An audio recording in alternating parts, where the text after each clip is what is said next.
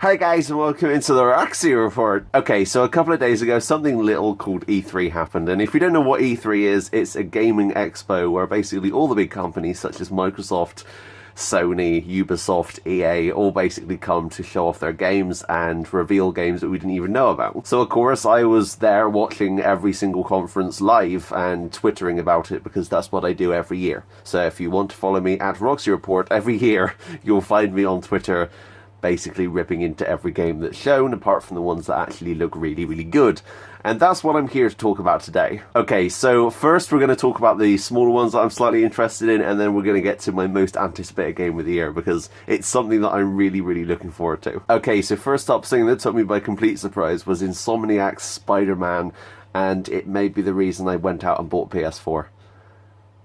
Yeah, it's an exclusive, so...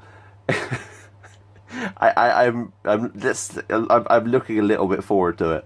Could you tell? Insomniac are well known for the Ratchet & Clank series and colourful and amazing platformers and Sunset Overdrive, so these guys know what they're doing. Personally, I would have thought that Sucker Punch would have been really, really good at making a superhero Spider-Man game, because they're the ones that make Infamous, and Infamous is amazing. So I'm not quite sure why they didn't end up making it, but still, Insomniac is still a great company to make it. Next we have Detroit Become Human, or whatever their weird tagline is. It's another David Cage kind of Heavy Rain / Fahrenheit game where basically you are a android trying to become human. Sounds very much like Data from Star Trek The Next Generation. Just throwing it out there. This game looks really, really cool. I absolutely adored Heavy Rain, and I enjoyed a bit of Fahrenheit. I completed Fahrenheit, but only the first half was really good, and then it kind of went a bit, and Beyond Two Souls was kind of like, what? I don't get it. So, I hope this is a bit easier to understand, but the choices look really, really cool. I definitely recommend checking out the trailer for that, because it looks fantastic. Okay, so a couple of things that made me go, meh, that was literally my face when I saw these. Steep, and Steep is made by Ubisoft. It's a snowboarding / wingsuit / extreme sports game where you go down a mountain with a snowboard or a wingsuit and you go wee, and then you crash into a church. That's the thing that happened. They all died. So yeah, Steep's a game that kind of looks not as good as Just Cause 3 or SSX. So just go play those. I don't really know why this game exists. So the one that kind of made me go, great, thanks, was Crash Bandicoot. What a wasted opportunity that was. They were like, hey, guess who's back? And everyone was like, who? And then the guy was like, look behind me, and there was like a shadow that he was casting, which was Crash, and it was just like, oh my god, it's Crash Bandicoot, and everyone went, oh, and then he was like, yeah, it's amazing, he's coming to Skylanders.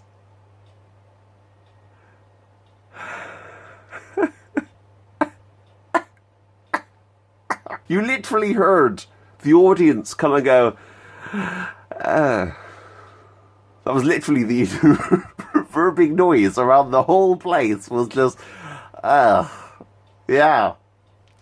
But they're remastering the original 3 games. Yay! Make a new one, Sony. Get Naughty Dog on it. They aren't making Uncharted anymore. After they finish Last of Us 2, get Naughty Dog. I don't know why I was going to say Funny Dog. Maybe it's a funny dog. Maybe it just goes woof, and it has a weird sounding woof. I don't know. I don't know where I'm going with this. Most anticipated game of 2016 is one that I played a crap ton of when it came out. One that was incredibly underrated and everyone hated apart from me.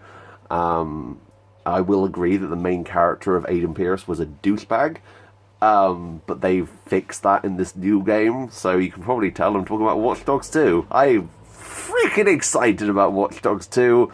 It looks incredible, and just the open world, the detail that was in the original Watch Dogs fascinated me. And you can go back and check a video I did called Why I Love Video Games on this channel.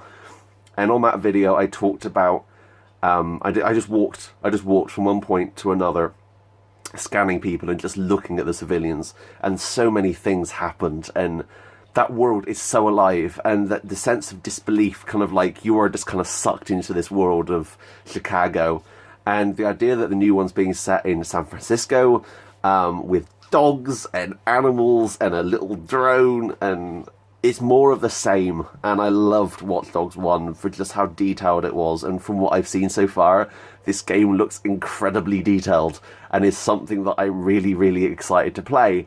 And I will be playing a crap ton of it. So that is my most anticipated game of 2016. I cannot wait for that game. It's so exciting for me.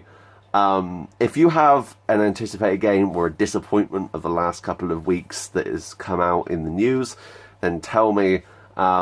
Dishonored was also one that I wasn't really interested in. I played the original enough to kind of be like, okay, I'm done with this. And the new one looks pretty much the same, so I was just kind of like, eh. But you know, everyone's opinion is different. I am looking forward to Skyrim Remastered, though. That is something I'm buying on the PS4 because of mods. Well, I hope there's mods, seeing as there isn't in Fallout 4, is there? Guys, fix that, please. So, anyway, thanks for watching. If you have an anticipated game, then leave your thoughts in the description, or in the comments below. Not the description. You can't comment. You can't description my comment description. It's words. Too many words. Anyway, thanks for watching. But until next time, that's me out. Bye, guys.